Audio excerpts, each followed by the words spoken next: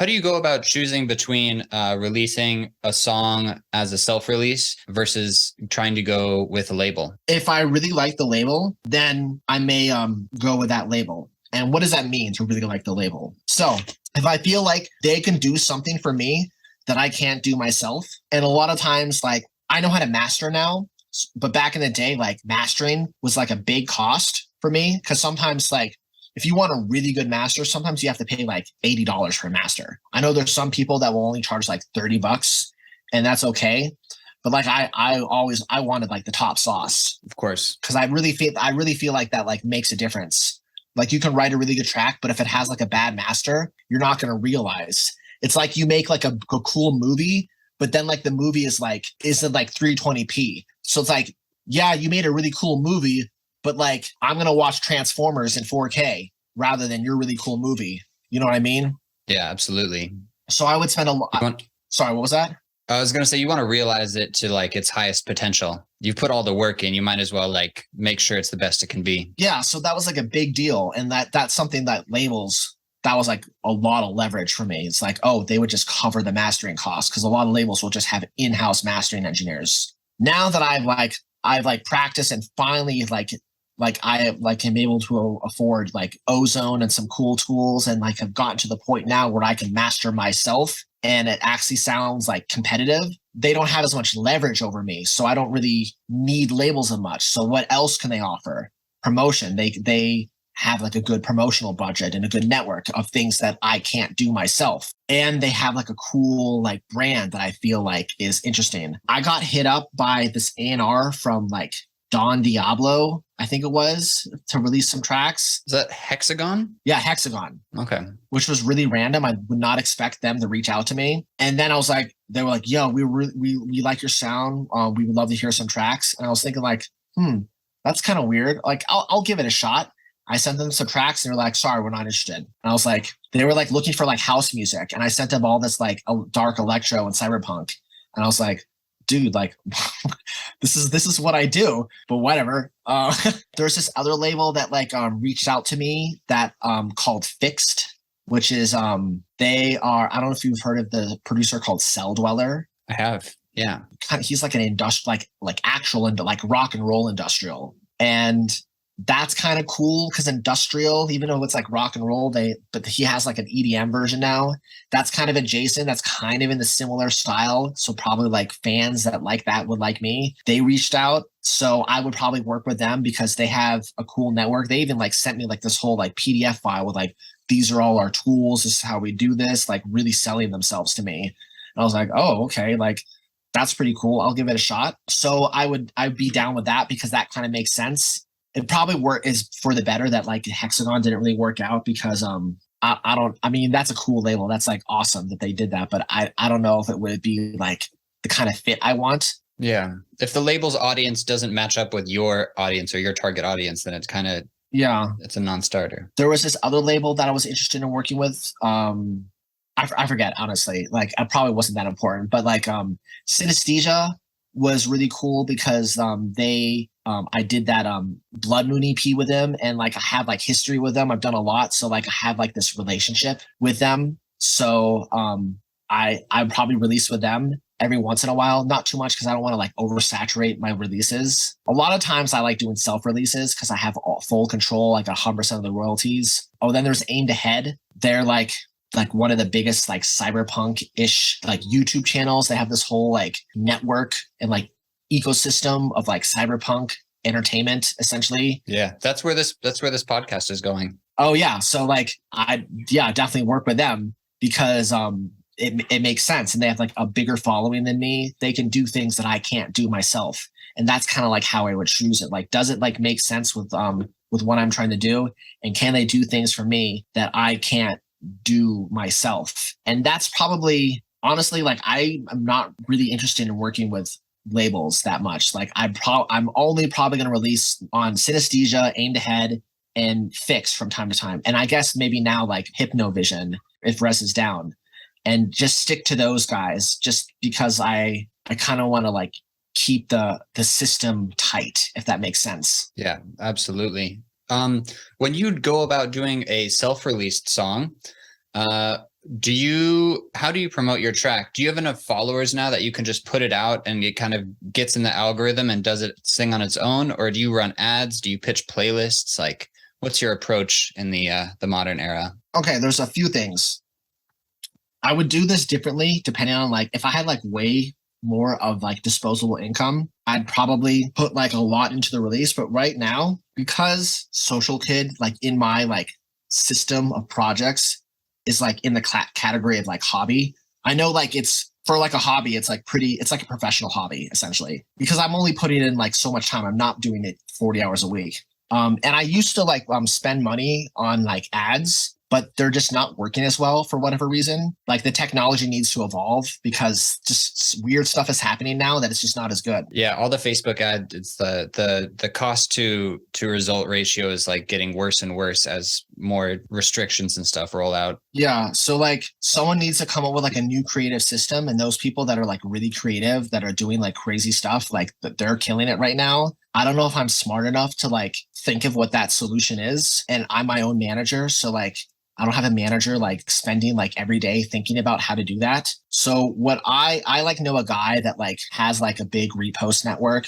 I'll like pay him sometimes to just like get my tracks and reposts, but I don't even do that all the time because on Spotify, I have enough traction where I don't really need to do that. Although when I do that, it massively helps. Mm-hmm. And I used to do that on SoundCloud, but like, man, SoundCloud is kind of, I don't know what, I love SoundCloud because it's like SoundCloud, but it's not really that cool anymore. No, it's slowly dying. Back in like 2016, I would post a track and get like 10,000 plays in like a week.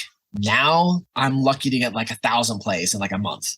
Damn. Like I know some other producers that get like hella plays. I don't know if they're paying for promote. I'm not paying for any promotion anymore. But like I see some producers that have like way less followers than me, but like when they post a track, they get like hella plays and hella comments. I think they're paying for promotion, but I don't know for sure. So my process basically is I'll make my own artwork, which is not as good as like if I paid a graphic designer. I keep my overhead very low. So I'll make my own art, which is like, you could pay like $200 for good artwork. So that's, I remove $200 from there.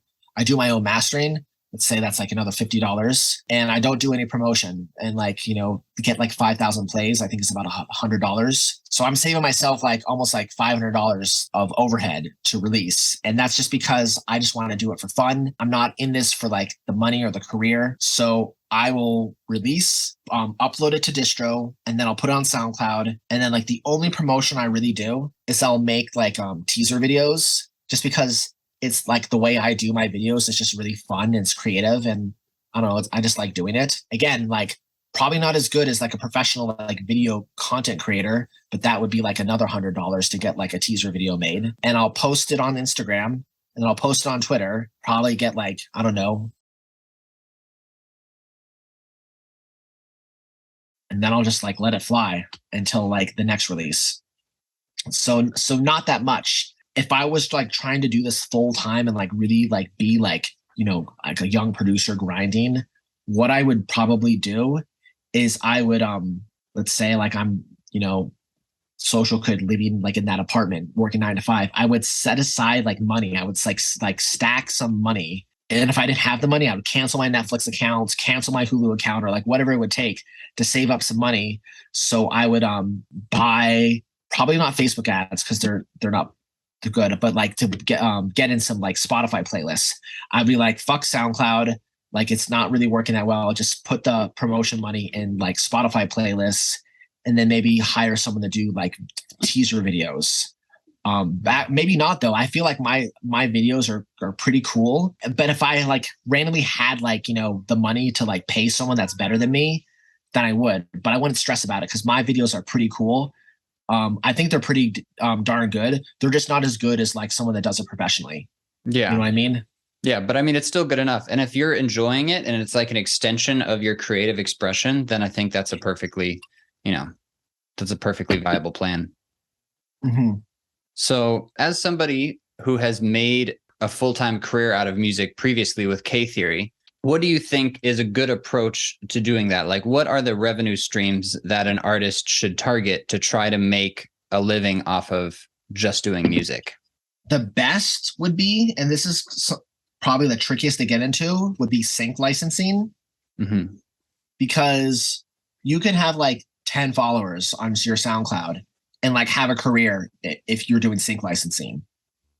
It's like not about like how, like if you want to play a show, like promoters, they're looking for like, can you bring people to our venue to sell tickets and buy drinks at the bar? Yeah. And for that, you need to be popular. So I would try to get in sync licensing, which is like really difficult. But if you can manage to get into that world, sync licensing is a really good revenue stream. Okay. And then I guess like, COVID restrictions are kind of like over now. So like getting, DJ bookings would be like a good approach too. And for that, you need to be like in a city. You need like, how I talked about earlier, like you kind of have to get your network above like at a certain point. Spotify doesn't pay that much, but like if you need like a lot of followers, but if you can get there, if you can get to like, let's say like maybe 500,000 monthly listeners, you probably can like make, I don't know, like $2,000 a month, which can pay rent for some people. Mm-hmm. And that would means you need to be like releasing a track like once a month to get that Spotify algorithm up, and it needs to be good music. Yeah, absolutely. So I would say like focus on like shows, releasing tracks once a month, and if you can get into sync licensing. Okay. Back in the day when you're doing K Theory, what was your income coming from in that era?